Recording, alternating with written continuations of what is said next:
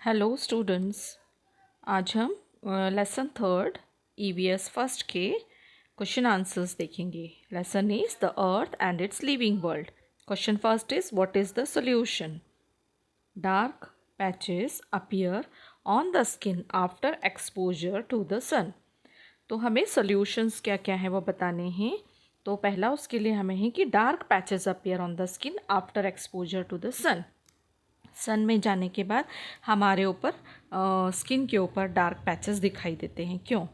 Answer is because of the sun there is harmful radiations occur in the atmosphere.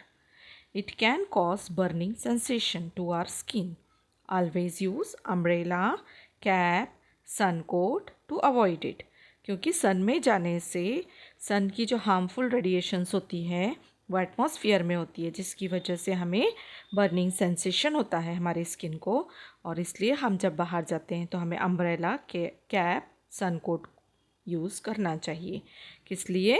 ये radiations avoid करने के लिए। Next is use your brain power. Why are micro organisms important?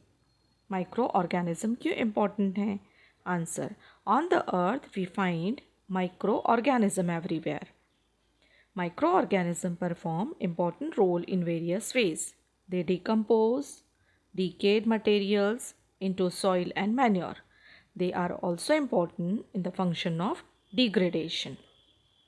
जो micro organism होते हैं ना अर्थ में, तो वो क्या करते हैं, सॉइल को क्या करते हैं, डिकम्पोज करते हैं।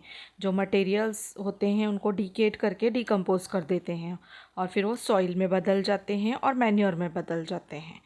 इसलिए यह इम्पॉर्टेंट होते हैं। Next question, answer the following question. What are the clouds made up of? अब सेकेंड थर्ड से हम ये क्वेश्चन पढ़ते आ रहे हैं ना कि क्लाउड्स कैसे बनते हैं। सो the sun's heat evaporates water of water bodies into vapors. These water vapors rises high up in the atmosphere. After cooling, it condenses in fine droplets of water, which in turn makes the clouds. सन की heat की वजह से जो water bodies रहती हैं उसका water evaporate होता है, वेपर में कन्वर्ट होता है। ये ऊपर की तरफ जाता है एटमॉस्फेयर में और फिर कूल होता है, कंडेंस होता है और फिर फाइन ड्रॉपलेट्स के रूप में या छोटी छोटी बूंदों के रूप में फिर हमें वापस मिलता है। What is mean by biosphere? Biosphere मतलब क्या? All living things which are seen in lithosphere, hydrosphere and atmosphere form a biosphere. तो लिथोस्फेयर, हाइड्रोस्फेयर, एटमॉस्फेयर इनसे मिलकर बायोस्फेयर बनता है। The living things such as plants, animals and micro organism together make a biosphere. और जो living things हैं जैसे कि प्लांट्स हैं, एनिमल्स हैं और माइक्रो ऑर्गेनिज्म हैं, सब मिलाकर बायोस्फेयर बनाते हैं। Question fourth, in the following sentences underline the words that refer to landforms. Anil lives at the foot of a hill. ठीक है। रिया lives in the plateau region. अब ये लैंड फॉर्म बताते हैं हमको ना, हिल और प्लेटो। ठीक है। Question fifth, write a note about the following. Evaporation. Evaporation क्या होता है? Because of the heat of the sun water turn into vapour. Heat की वजह से पानी जो है वेपर में बदलता है। इट इज़ कॉल्ड इवापोरेशन और इसे ही इवापोरेशन कहते हैं। Evaporation is necessary for rainfall. Rainfall के लिए बहुत ज़रूरी होता है।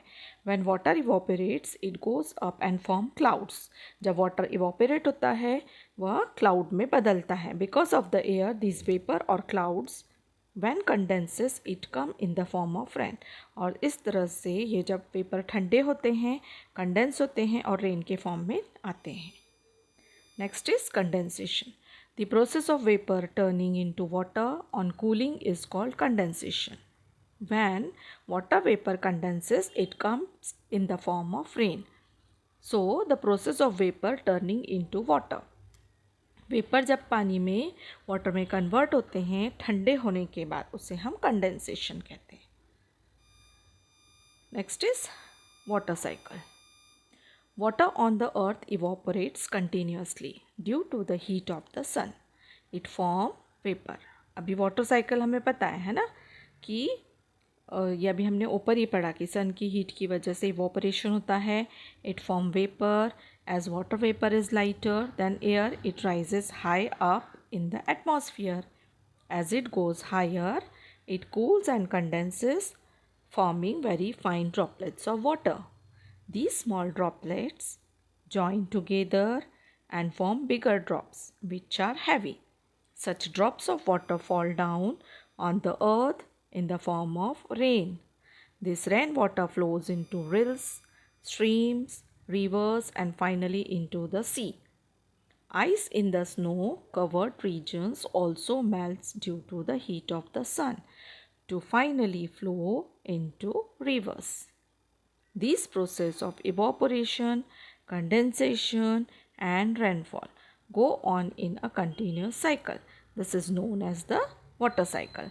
So हमने ऊपर के इसमें देखा कि रेन किस तरह फॉर्म होता है और सेम जब रेन आता है वापस से सन से हीट से इवोपरेट होकर वेपर बनते हैं और फिर वेपर कूल एंड कंडेंस होकर फिर से रेन के रूप में नीचे आते हैं.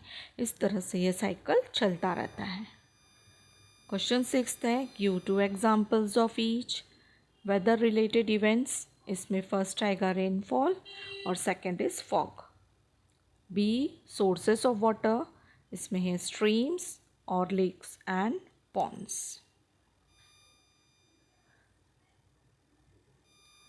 So this is your question answers और I hope कि आपने अभी तक अगर मेरे इस चैनल को सब्सक्राइब नहीं किया है तो प्लीज़ सब्सक्राइब कीजिए जिससे आने वाले मेरे बाकी के सब्जेक्ट्स के बाकी के लेसन्स के वीडियोस भी आपको आसानी से मिल सकें और ज़्यादा से ज़्यादा बच्चों में प्लीज़ इसे शेयर कीजिए जिससे बहुत सारे बच्चों का फ़ायदा हो सके. Thank you.